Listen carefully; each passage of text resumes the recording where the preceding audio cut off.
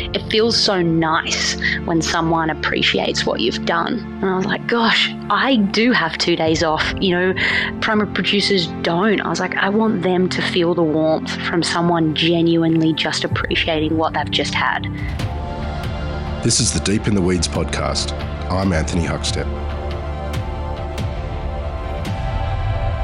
Many in hospitality dream of opening their own venue, free from the constraints of employers and the demands of guests as well, a pure representation of their approach to food and hospitality. The reality of such is often rarer than hen's teeth, but what if you could make it all come true? Eilish Maloney is the owner and chef of the What If Society. Eilish, how are you? I'm so great. How are you, Anthony? I'm good. It's really good to get you on the show. It's quite exciting watching from afar what you're up to. How are things at the moment? Things are good. Things are a little hard. It's, I've seen a lot of posts recently about the first quarter's done. I'm like, oh gosh, the first quarter. I feel like I'm both running out of time, but also have so many things that I'm getting done that time's an interesting one for me at the moment. But yeah, I mean, what an opportunity to be able to talk on your podcast about what we do. Sometimes it feels like being in the Southern Highlands, we're just plodding along, in our four walls, trying to change the world, and wondering if people notice what we're doing. Well, it's a beautiful part of the world there. Oh, it is. It is spectacular. Home for me. I was born and bred here. Ventured off for a couple of years when I got to 18 and thought this was the quietest town I've ever discovered, and I needed to spread my wings. But it's good to be back. Getting a little older. These are the sort of regions that give me substance now. So it's good to be home. Tell us a little bit about the What If Society. What exactly are you doing there? So the What If Society is basically built around a food-focused co-op. We work only within this region, and we channel everything sustainable and zero waste. So it does have a really big mantra on who we work with and why we work with them, and then how far our food's travelled, working with nature instead of against it, and also working with everyone around us. It's so much easier when you have a team, and that team, I believe, needs to be expanded outside of just the small What If team that I actually have, that I pay and work for me every single day, working with experts in their field to then bring a product or an ingredient through my doors. Like, the result is only ever going to be better.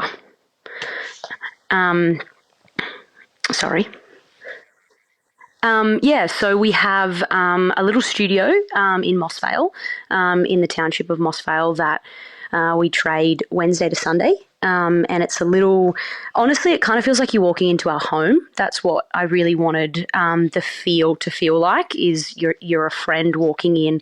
Big, beautiful hellos. It's a very warm space. It's very open. Little open kitchen, and we only have communal tables, 16 seats, and on the right hand side we have a beautiful sort of little providor, where all our baked goods, all of our pickles, preserves, everything. So you can come in and be a bit of a one-stop shop, get sourdough, eggs, butter, meat, veggies, everything. And then on the left-hand side, you can pop in the corner and sit down and either have a coffee and something delicious sweet-wise, or we have a really cool little menu. And it's been a fun thing to transition, especially in this little region, to challenge people's concept on food and their taste buds. So we have a 5-piece blind menu. We've just gone by sizes. So we have a small but mighty, meet me in the middle, a whole lot of love, and a just feed me. And people, it really starts a conversation, which is what If is all about, is to actually dare to ask a question, to learn something new, and we just never know the value of where a conversation can lead us to, and help us understand the root of a problem, or the exciting thing that we're about to eat, or whatever it is. And yeah, it's a really fun game. I'd say about 90% of our customers are more than willing and love it, and to see them just sit down and engage with who they're sitting with, and the conversations that flow, and then when myself or my other chefs take it to the table and then tell the story, it's a really, really beautiful transaction. So that's been a really fun thing to roll out. Yeah. That approach to sort of portion sizes is fascinating. It moves away from any idea of a tasting menu or a la carte menu, and everyone has their own sort of levels at which, or amounts that they want to eat. Where did the idea come from? To be honest, it's actually a really funny story. The idea came from my barista and my other chef. We were just a team of 3 when we launched. Both wanted holidays at the same time, and I was like, well, I can't exactly say no because I could lose you. So, yep, you can absolutely go on holidays together, but I need to keep these doors open. And I was like, I need to be able to serve, do coffee, and cook all at the same time, basically, solo. And I was like, okay, what am I going to do? What am I going to do? And I was like, done. I was like, I'm going to do one blind plate. We just called it Trust the Chef. And yeah, $20, just a dead even $20. And it gave me the freedom to, pivot and change if I had a certain amount of portions on one thing and then something else. It just really gave me a lot of flexibility. And I actually kind of shot myself in the foot because it just went gangbusters. And I was so busy, and I was like, oh my God, okay. But, the customers that we have come through our doors just got it. And they were so accommodating I was there by myself. I was trying to do something really fun and exciting, but different, and the patience that came from again them coming in, and there isn't this demand, there isn't this ego or disrespect. It's just a really beautiful time spent in our space. And yeah, it went gangbusters, and I was like, well, we want to do more than just one plate of food a day. So when my team came back, I was like, guys, it went so well. People were coming in asking for it. Like, they were like, you're the space that does the blind menu. And we're like, we absolutely do. So we thought, let's make it a 5-piece menu. And people then can really, choose based on the size, how hungry they are. So that was where, it really came into play, really fun. I remember this story with this 25-year-old tradie that came in, and he was like, oh, have you got any burgers? And I was like, oh, sorry, mate. Like, no, it's any cans of Coke. And I was like, not really the establishment, but can you trust me? And I was like, I will give you your money back if you don't like it. But I have a feeling, yes, you'll be challenged if you knew what this was. You'll hear something in what I would tell you that will instantly turn you away from it. But I really have a strong feeling. We don't serve wacky, uncomfortable, or incredibly challenging food for the everyday consumer. But we do. Some people aren't going, when they hear the word chickpea, they're like, absolutely not, I don't want to eat a chickpea. But, if you can trust us and what we do, when we're passionate and we're confident, we're really proud of putting a plate up, it's going to end in a really, really fun and good result. And he was like, okay, you'll give me my money back? And I was like, absolutely. I was there by myself. So I cooked him this meal. I was like, just take a bite. And he was a bit nervous to take a bite in front of me. And he took a bite, and he was like, what am I eating? And I was like, you're actually eating this wild mushroom that I've put in this batter. And he's like, what? And I was like, yeah, it's caraway seeds here. And he was like, I would never have ever eaten something like this in my life. He's like, this is so good. And now he's a regular, and it was amazing. Has this approach to portion sizing and the menu had an impact on your zero waste sort of ethos? Oh, massively. I often get asked, what was one of the biggest challenges with the zero waste ethos. And it was like you have to nearly predict how much waste you're going to have before having it, because you then need to try and prepare yourself on how you're processing it. Whether we have chickens and we have big static 3-phase composting facilities at our second space. So there are things that we can't physically turn into a byproduct. But yeah, and for us, people, we eat more food than we genuinely need to. And it was really awesome to have these different sizes and also challenge people. A lot of people come in and they're like, well, what's got meat on it? And, the only meat we actually serve is if we've broken, like it's whole food, it's whole butchery. So I've got to then find the time to break down a whole cow and I have one hanging, and it's amazing. And it's so much fun when we do it, but it's a process because we do it all by hand. And they're huge. A lot of people thought, what the hell are you thinking, Eilish? Like, the cows, a quarter cow is taller than me. So carrying one is challenging.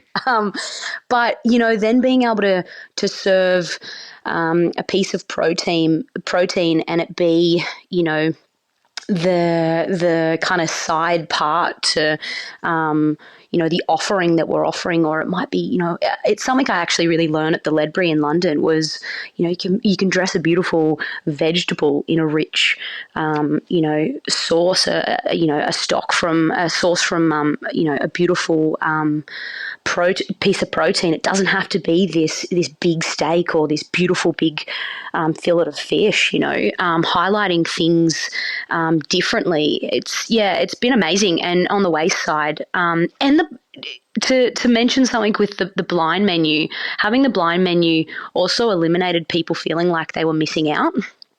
So working with waste and really trying to reduce it, we only work with small scale farmers. So one week they may have 4 zucchinis and that's all they have. And it's like, well, okay, we can't feed everyone that comes through our doors for a week with 4 zucchinis, but we can feed X amount.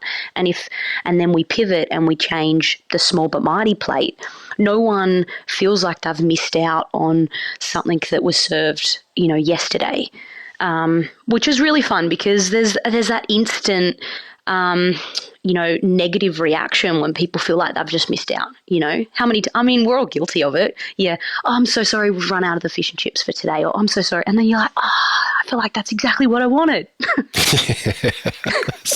We've all been there. We've all been there.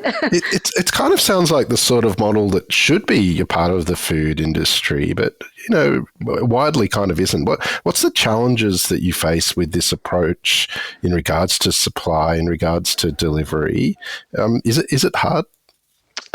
Yeah, really great question. And it's probably the thing that I'm reviewing right now. I've kind of got 2 hats on. And one is, how do you scale? How do you scale this? Because small scale farmers, we're working direct, and they're trying to work with nature. And we're looking at the environment and we're looking at the seasons, and every season is different from the last. So, seeing how much produce actually comes from each season is vastly different every single year, and trying to navigate that with the growers and take that pressure off and say, hey, we see this. I don't want to demand that I can order 12 boxes of cauliflower and that's it. And that's my menu, and let's put it, that was the real drive behind What If, was I can actually have a real positive change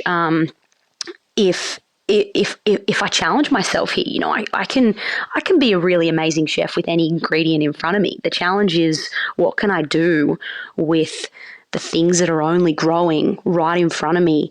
And some weeks, it's amazing, and others, some have maybe bolted quickly, so they've had to harvest early, or the imperfects of produce, and how are we utilizing them to the utmost respect and to the greatest of their ability, whilst returning money back into our economy here in our region. The scale for me, one is definitely quantity. So, you can pivot really easy and that's great, but you then are limited with the capabilities of a worker. And that's what we've found probably the hardest is this blind menu is amazing. And I absolutely love being there and being able to cook it and sort of come a weekend, I'm like, no one gets to know the menu, like not even my staff. I'm like, I've just got this incredible vegetable display right there on a bench in front of me and I just start cooking. And freestyle, and it's really, really exciting. But how do you hire somebody? I'm facing that at the moment. How do I grow the business whilst I'm working so in the business? And you are limited to then who you can hire, and do they care as much? Like, do they genuinely look at a product and go, okay, we have carrot tops here, we have carrots, we're not going to peel the carrots, but we're going to use the tops to make a pesto or a chimichurri or whatever, and then we're going to use this whole carrot and we're going to make it delicious and nothing's going to be wasted. It does limit you to the capabilities of a staff member, which is hard, and you don't want to be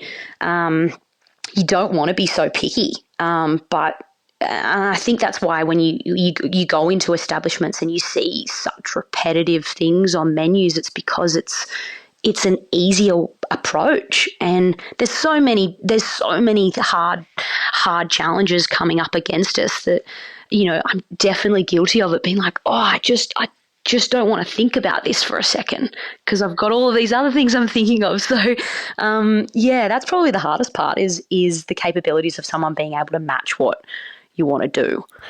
I want to explore what you are doing and how it all came about in a little while, but take us back to when you were young. Whereabouts did you grow up and what sort of role did food play? So I grew up in this region in the Southern Highlands, and it was funny. My parents are come from both family farming backgrounds. My dad, dairy, and my mum, sheep and cattle. And I was on the dairy farm milking cows from 10 years of age. So definitely hands-on and a real inside feel and understanding of the hardships of it, which was the first link to something's got to change, and this just doesn't seem fair. The classic fair statement there. And then I didn't think I'd get into food. Like I'm not from this, I don't have this romantic story of my nan would cook with me. She was great with sweets, but, I just loved food. It wasn't until 15 when I was at school and I did food technology and as an elective, and I did it, and it just hit different. It just clicked, and I was like, wow, this just seems to make a little more sense to me than anything I've ever done. And I was like, well, that makes sense to me. Why would I, in my life, challenge myself harder to work in a field that doesn't necessarily come maybe a little bit more naturally easy? So that was the first sort of light bulb moment. And then I was like, I can never understand every inch of food. And I love that, like this endless journey of discovery and growth. I was having a conversation with a bit of a life mentor yesterday, actually, and he said, if we're not learning, we're dying. Like, and it's so true. Like, if we aren't learning, we aren't inspired. When we don't have these incredible positive pheromones going out there, just excited for the lust of life. And I knew that food could link me to a never-ending journey of discovery and people. And for me, they were the two pots of gold for me. I really love connecting with people. And I knew that food could do that for me. So I left school and jumped straight into the industry. Well, tell us about those first couple of years. Do you have any stories of what it was like and where you cut your teeth? Yeah, so started again in a little local restaurant down here, a little Italian restaurant, and the sous chef at the time, 11 years older than me, a Kiwi female. It was amazing. We just hit it off. She was the most amazing mentor to the first period of my life, and I knew instantly that we were going to be really great friends, but I knew that there was going to be something bigger for us.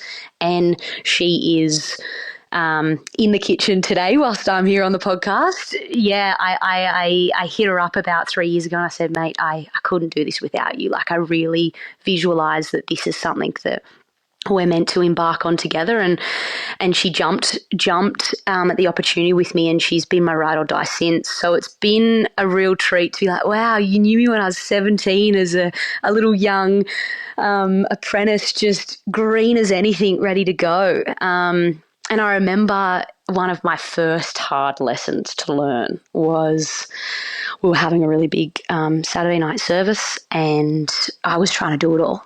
I was just in this mindset of run around and like, yes, chef, and I was getting it all on. And she pulled me up at the end of the night. She's like, Eilish, like I don't want to disregard how hard you work today and the effort you put in, but there's a reason why there's a team in a kitchen, and you're not here to do it all yourself. Like, we're here to help each other out. And from that moment on, the way I've never communicated so well in a kitchen, like we don't even have to talk. We just know like where we're moving. We can bounce around one another, and it's somewhat just. I mean, there's an ounce of magic in it. Like, it's the way people often say it to us in a kitchen when they see us working, because our kitchens are open. They're like, oh, it's just amazing to watch you guys work, because it can be silent and you're just running around, just executing it flawlessly, and it's fun. Like, it's quite addictive when that happens. I know any chef would agree. Like, when it's all on and it's all flowing, it is exciting. So yeah, that was my first little initial piece of my career. And then when I finished my apprenticeship, I was like, I know I want to go overseas. I want to work at one of the best restaurants in the world and just know what it's like to be at that level, to see what it takes. But I knew that I needed to go to Sydney and step out onto my own 2 feet a little bit, sort of controlled and safe first, only being an hour and a half away from mum and dad. So moved to the Big Smoke and was a part of the initial team at Nomad in Surrey Hills. Yeah, so I went from a team of 4 chefs to a team of 17. Yes. Wild. What was that like for you personally as well, sort of moving away from home, joining a bigger team, living in a bigger city? It was, I mean, I think a lot of people would probably describe me as somebody that just has a lot of guts. Like, I just believe that if you believe in yourself enough, actually pretty much anything is possible, and you're capable of it. You've just got to get past that nervous, vulnerable, second guessing side. And stepping into kitchen, she is still one of my dearest friends, Jackie Challenor, and I saw her recently, only a couple of months ago, and she was a sous chef at the time, having someone like her in a kitchen, but so many others. Like, I was 18. Most of these chefs were between kind of 24 and 30. And it was so easy I think I got a little lucky to slide into a kitchen with such capable, very, very strong and independent and boisterous chefs, but, very respectful at the same time. We were a team. It was exciting to see what the opening of an establishment looked like, and to go from a 50-seater restaurant to a 180-seater restaurant, it was nuts. I wasn't quite ready for the hours, but they looked out for me. It really became a family really quickly, and experiencing that staff meal just before service and the debriefings and the communication on a very different level, because it was such a big team. The seriousness behind it. Honestly, I just loved it. It was awesome. Where did you go to from there? So from there, I did 18 months, and I just had a day where I was like, I'm ready. I booked a one-way ticket, and I knew I wanted to go to London. So foolishly, I was like, one-way ticket 3 months from now. Nathan Sassy was the head chef at the time, and I remember going to him and being like, give me a list of there's so many restaurants in London. I was like, give me a list of some that you personally think are really great. And I knew after Nomad that I wanted to be, 17, like a team of 17 was kind of max for me. I was like, I don't want to really be in a team any bigger. I'd prefer a little smaller. I was like, I want to be a part of, I want to know that I leave my mark. I want to know that I can be noticed and understand things, not just be, another number in a team. So I was really aware of the sized kitchens that I was kind of looking at in London. But the Ledbury was on there, number 2, in Nathan's list. And I, of course, heard about the Ledbury, but I hadn't done too much research. And I'd done a trial at Restaurant Story, and had an amazing trial, got the job, and I was like, oh, I've got a trial tomorrow at the Ledbury. I'll let you know. And I'm like, yeah, no worries. And I rock up at the Ledbury the next day, and I'm 152 centimetres, so I'm pretty short, but I have a pretty big personality. And I rock in, and there's just Aussie chefs everywhere. And I'm like, wow, okay, this is full on. Like, I feel pretty, overwhelmed by this right now. And Brett just swoops in like he does, his charming self, and he was like, right, you can do a couple hours prep, but you basically then, once service hits, you're just going to stand at the pass, and I'm going to talk to you about things. You're going to watch how service goes. And did a couple of hours prep, and then we got set for service, and it was so awkward to be this 19-year-old female, 152 centimetres in this male-dominant 2 Michelin star restaurant, and Brett standing there at the pass, and everyone's constantly watching you and looking at you and watching your every move, and he's just starting to feed me food. And I'm just like, this just feels so wrong. Like, these chefs are going down. They're sweating, they're tired, and I'm just getting fed and every single thing that I tried, Anthony, was just incredible. Like, I was like, nah, it felt like the moment when I watched Cirque du Soleil live once. I was like, it can't get better. Like, not every act can get better. And I was like, it is. It's getting better every single time. And I was gobsmacked at everything I was tasting, and again, just the flow of it all. And Brett was there at the front running, the energy of it. At the end of service, he sat me down and he's like, I know what it's like to move overseas by yourself at your age. And he's like, I want you to view me as a dad, like, night or day, whatever you need, it's never going to be too big to ask. Like, and I was like, wow, like, I've known you for a couple of hours, and to offer that, like, genuine, like, safety net, I just knew. I was like, the only awkward thing that I needed to tell him was, I was like, I didn't think that I was going to get this job so easily. So I was like, I actually have like a 5-week holiday planned. And he's like, what? And I was like, I'm so sorry. I was like, I can cancel it. He's like, no, go travel Europe, have the best time, because when you enter these doors as an employee of mine, you are going to work for it. And I was like, done. I'll see you in 5 weeks. And I did. Like, oh gosh, it was the most life-changing 2.5 years of my life. Yeah, 100%. Take us into that kitchen. We've had numerous guests that have spent time, and also Brent's been on the show as well. Do you have any stories of kind of what you took from your time there? Oh, the stories. I got to be careful what I say here. No kidding. It was, oh God, the hours, I remember that my first week, it was back-to-back massive days. And I was like, what have I just walked into? Like, I feel like I'm superhuman, but I'm not superhuman because I'm barely keeping it together. Like, this is nuts.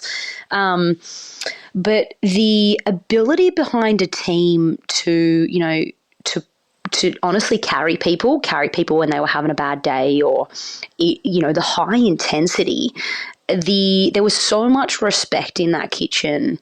And Brett was there from 7 a.m. in the morning running. There was no job big or small. So watching our leader lead like that and never ask us to do something that we hadn't seen him do was really quite remarkable. But yeah, I think I was a little bit lucky that maybe I was a female in that kitchen for a while, because, there was some tough, hard times. But I remember getting on the fish section, and we had these incredible spears of asparagus just come through from France, and some people were jumping on prepping fish. You were on the section by yourself, and everyone was jumping on peeling these asparagus, and we had this stagiaire in, and he was just taking not as much care. And, you're running at such a fast pace that you do have oversights. You're kind of like, yep, everyone's just peeling. Like, I don't need to check these, this work, but you had to. And Brett pulls us up and he's like, whoa, whoa, whoa. And he's like, why are we treating this asparagus like this? And he's like, an asparagus deserves just as much attention as the whole deer that is being, butchered right next to you. There is no, the importance, and that really stuck with me from then till now, on just every single thing matters, and I really love having that installed in me, from down to the, the importance of a window being clean, to a piece of asparagus being peeled so perfectly that when someone eats it, we know the power behind, a bite of something or a plate of food. Like, it genuinely transforms you back to a memory or a moment, or, we know how it feels. It can make us feel really, really good. And I think, in a sense, life-changing. So to implement that in anything we do, the importance of just the time and respect and never devaluing anything, I think is one of the biggest things I took out of that kitchen, and the ability to pivot. That, you could never say, I don't have, or I can't get this done. It's like, oh no, you can, we can, like, you find a way. And I've definitely learnt that in the last 3 years of business, is there's always going to be compromises. There's always going to be something that is compromised. So finding, the smallest compromise in that situation, and running with that, because I think the word perfect probably shouldn't exist. Near perfect is great. But, aiming to be the very best you can be is amazing.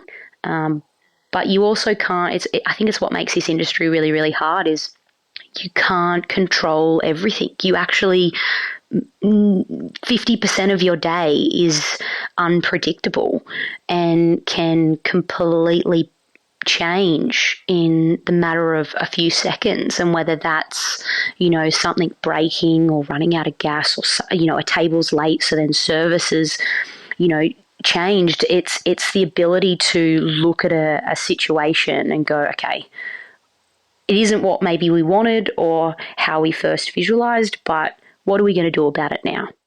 What was it like for you coming back to Australia? I didn't want to come home. I was I was like, my visa was up, and I did some amazing traveling and some amazing stages in some beautiful places in Europe. And I didn't really want to come home, but I was forced to, and I thought I would start sorting my visa out and go back. But I knew that would take time, so I hit up St. Peter I had finished the fish section at the Ledbury, and I knew that I had only really just opened the door to seafood and how to cook it. And I was like, I really want to. My mindset had sort of shifted a little in. I don't want to just go into a kitchen and work a section and move around sections and learn things within that realm. I want to hone in on a set of skills and really focus on that for 12 months. And then again, 12 months later, hone in on a different set of skills, and fish made sense to me. It was the freshest thing on my mind. So I hit up Josh, and he had only.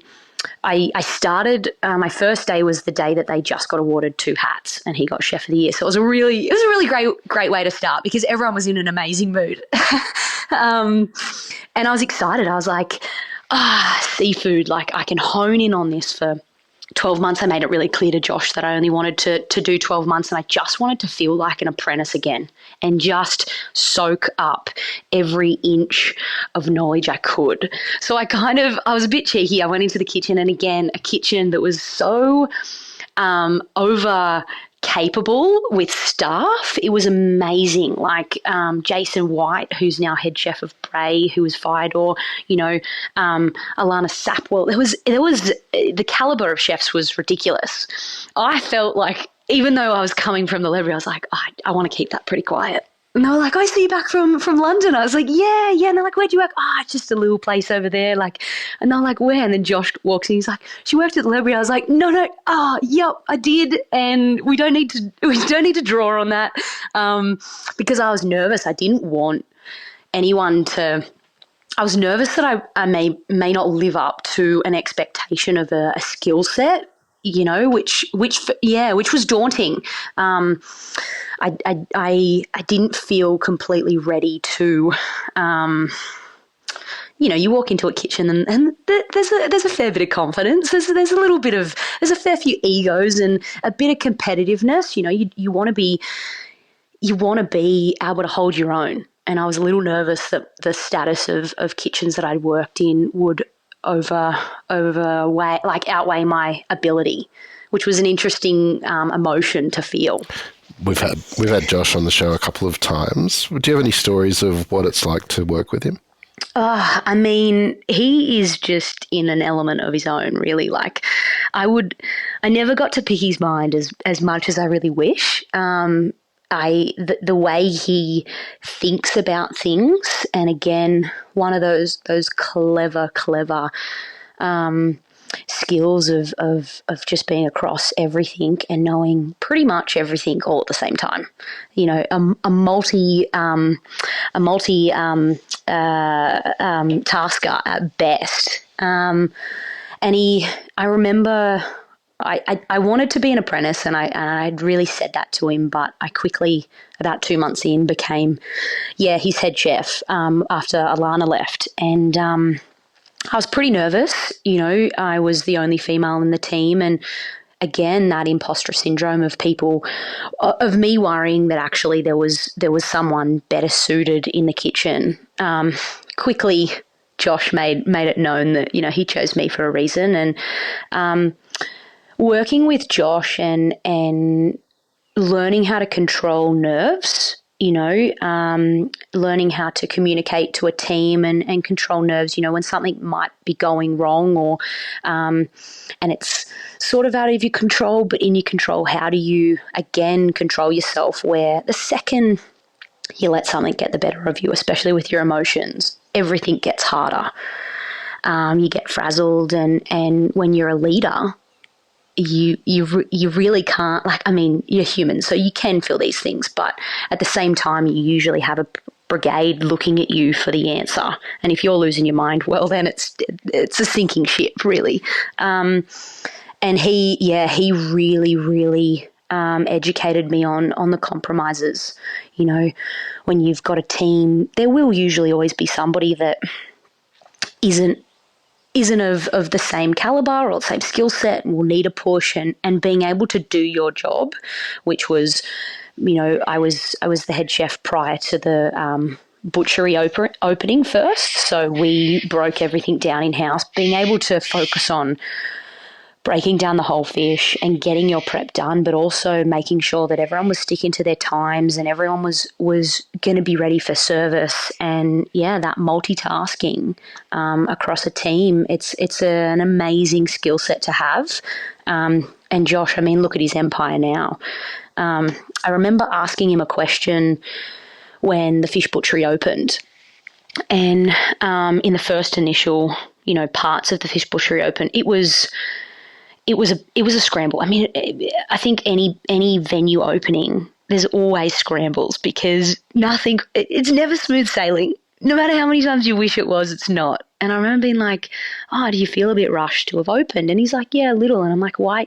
Like, why did you rush?" And he's like, "Because someone else would have opened it, and I wanted to make sure that I was showcasing exactly how it should be done and executing it the way it needed to be executed." And I've really taken that on board within launching What If. I definitely had, when I left St. Peter, there was an element to my mindset of, am I too young? Am I, do I need more experience under my belt before I launch my own company? Like, this is really big. But I was really surprised that no one in the Highlands had opened something like What If, and no one in the Highlands was showcasing the food bowl that we were working with, some of the best producers that feed so many of Sydney's best restaurants. Like, it really baffled me, and I was like, I will run out of time and someone else will do it, and do it in a way that I think could be better. So I need to do it. Like, this is the Joshua Nyland moment where I'm like, this is my fish butchery and I need to open the doors now. I need to trust my gut and trust the universe. And it did. It all just rolled into play, and it was amazing. Tell us about that period of time, finding the site, creating the business. What were the challenges and sort of triumphs of that little period?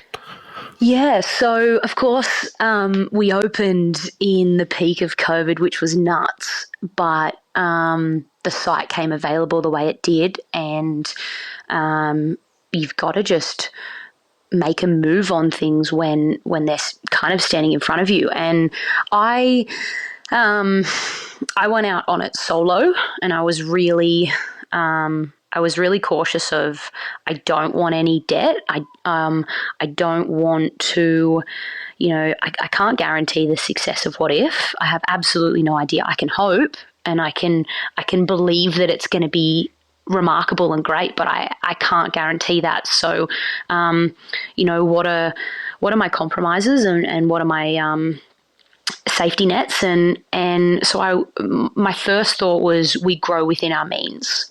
So that did mean that my time was sacrificed. It was London hours again, really long days, making sourdough and breaking down whole beasts and getting the product up, because it quite literally was kind of the 2.5, like there was 2.5 of us. There was 3 of us, but one worker that we had, she's amazing. She was a lot of our graphic design, marketing, brand development. And I think the tricky period was everything we did, the next thing complemented it. So it was like, well, if we're composting, why wouldn't we why wouldn't we offer a composting system for other businesses and other people? Because the more people doing it, the better. But staffing was ridiculously hard. And, when you're starting out and every week the money that you're making is just going straight back into the business, and, you're working with pretty much domestic appliances to grow to get you commercial appliances. Like, you're working week to week on incomes, and it was so surprising though how quickly people just got it and people just welcomed it. My sister Jessica, who is works for the Department of Primary Industries and is our a small scale beef producer who produces our beef.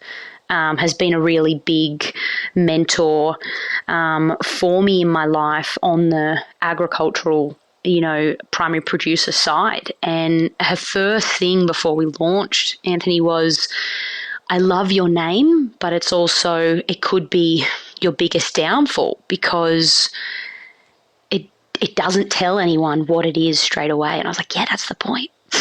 And she's like, yeah, but how do you get people in the door? And I'm like, love a challenge. I was like, absolutely. How do we get people in the door? And she's like, you can't spend 10 minutes pitching to every single person, Eilish, even if you want to. And I'm like, she's like, so you got to get your pitch nailed within, a 30-second to a minute, just boom, statement.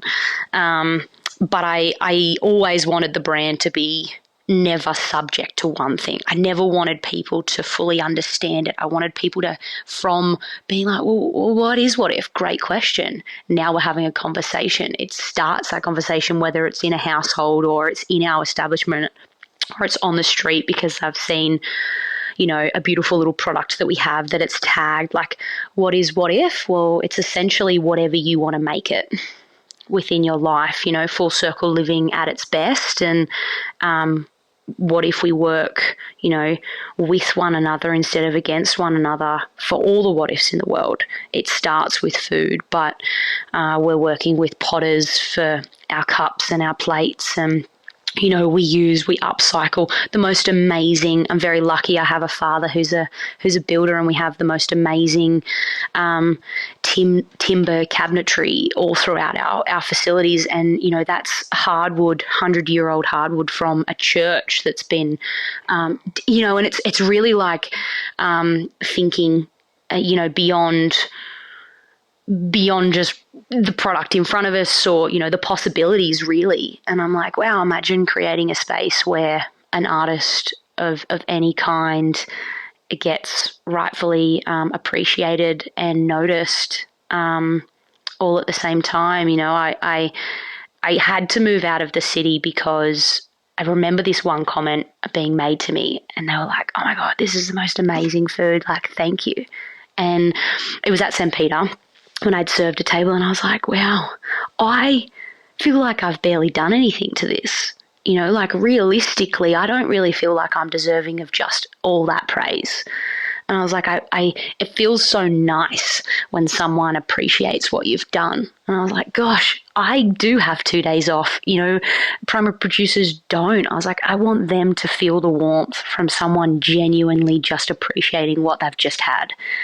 And, so it was really hard in the beginning of What If because I was trying to tell the whole story and not have it be confusing, give there would be a post about a producer, then the next day there might be a post about food, and then there might be a post about, a product. And a lot of people for our first year were like, oh my God, I didn't even know you did that. And I didn't even know you did that. And it's like, yeah, I guess we do it all. It was I was really surprised at how warmly welcomed we were received. And I actually think starting in COVID, where people really started reviewing and looking within themselves on what they were consuming and their health and their well-being, it nearly helped us. It nearly kind of helped succeed straight off the bat because people were caring about what they were putting in their body and they wanted to know where their food came from, and we were that source. What are some of the producers in your region that you've connected with? Just a couple of them that you could tell us about.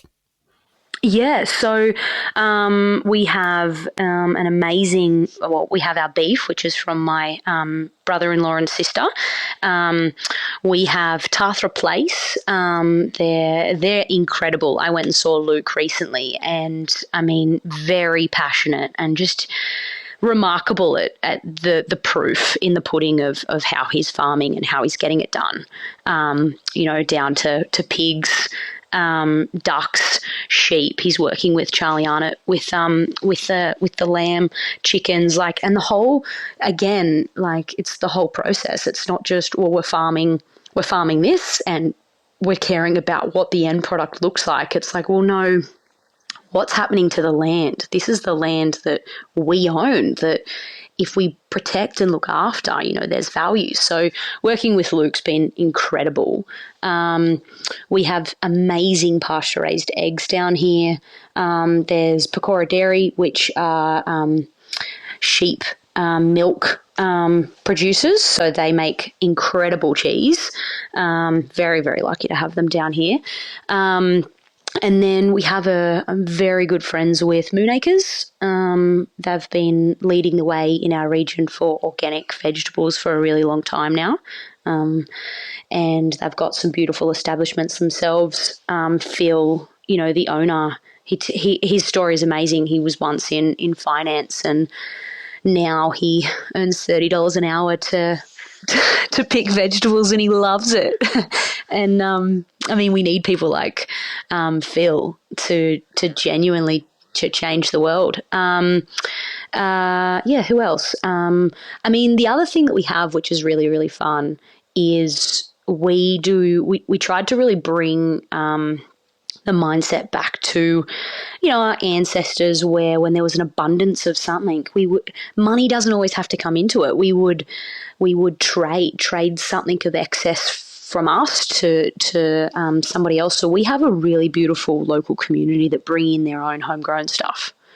They know that we don't work with chemicals, and honestly, some of them have given me more tomatoes than the producers have, and I'm like, whoa, guys! And it's amazing. We swap a loaf of sourdough, or they might come in and they're like, oh, can we just have a meal? And it's like, absolutely. Like it is my favorite way of a transaction. Rid the money and let's swap food, or you've got something that I need and I've got something you need. Like there's nothing better, I feel. So yeah, that's a lot of fun. Well, you're changing the world in your own little world there at the moment in the Southern Highlands. But what sort of plans do you have now that you've built this incredible foundation? Oh, look, big dream plans. As a big dreamer I am, I would love to see the What If Society be certainly a nationwide recognised institution. Without it sounding controlling or weird, I really want to create a new society. I really want to create a society that's considerate and compassionate and understands and cares. And I really love when people ask me, or they're on holidays and they're like, oh, we got some honey, would you deliver to Queensland? I'm like, no. I'm like, guys, the idea is, what if you find your closest bee producer in Queensland? Like, live the what if way wherever you live, and be connected to, we have members. We have 65 members within our society, and when we put on events and soirees and we bring people together, it's so amazing to see them all connect because they've all got things in common. And to see a community know one another, I think we really lost that within COVID. People retreated in a really big way, and to see people come into our store, and the hugs are ridiculous. Like sometimes I'm like, guys, come on, can someone order? Like, what's going on here? Because people are hugging and we know each other by name, and our local community is our bread and butter, and our tourism is just the cream on top. And I genuinely trust that if I was in any hardship, the amount of customers that would genuinely show up and be there to support, whether it's physically or emotionally, whatever it is, or financially, have my back. It's a really powerful thing to feel, and the support of many. So yeah, I would love to believe that one day we are a global recognized society where no matter where you live in the world, you're connected to a really great institution that cares and starts conversations. And, at the moment we talk about zero waste and food and where it comes from, the endless opportunities of how we power how we source our electricity and how we from genuinely the plates we eat off, and our cutlery and the tables, like it all deserves a story. It all has a face behind it, and that's kind of my principle and purpose, is to tell it and to find it. Well, it's absolutely extraordinary what you're doing, and you're having such an amazing impact on other people. But what is it that you love about what you're doing? It would 100%, and I don't get to do it enough. It would 100% be the human interaction, learning someone's story, and yeah, I have a tattoo on my arm that says "Be the change you want to see in the world," and I've been very lucky to travel all over the world, and I hit a point where I was like, I am so privileged, and I would be such a fool to not do something great with that privilege. And for me, it was to have purpose, to have a purpose-driven life where, I can inspire and connect with people. We all crave human connection, whether it's someone walking in for a coffee or they're sitting down to spend money and join our society. I just want to know your story. And if I can bring a bit of happiness to your life and get paid doing it, amazing. Amazing. If I can live my life through, really great conversation and human connection, I absolutely would. So, I hope that I can personally set this business up to have more chefs come through the doors, challenging their creativity and cooking. And I'd really love to enter schools, to be honest, Anthony, and talk to kids and help them not only see the power behind food and the environment and sustainability and zero waste, but honestly just the power of belief and believing that they could be part of a positive change and do something actually really great with their life, and not kind of just settle or give up. So for me, it's about that feel good, dopamine knock-on effect of having as many great days with as many great people as I can.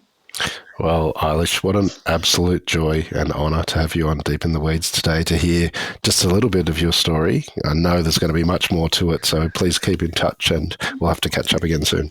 Yeah, will do. Thank you for this opportunity. Really appreciate it. This is the Deep in the Weeds podcast. I'm Anthony Huckstep. Stay tuned as we take a deep dive into the lives of the incredible people who ply their trade in the food and hospitality sector. Special thanks to executive producer Rob Locke for making this all happen. Follow us on Instagram at Deep in the Weeds Podcast, or email us at podcast@deepintheweeds.com.au. Stay safe and be well.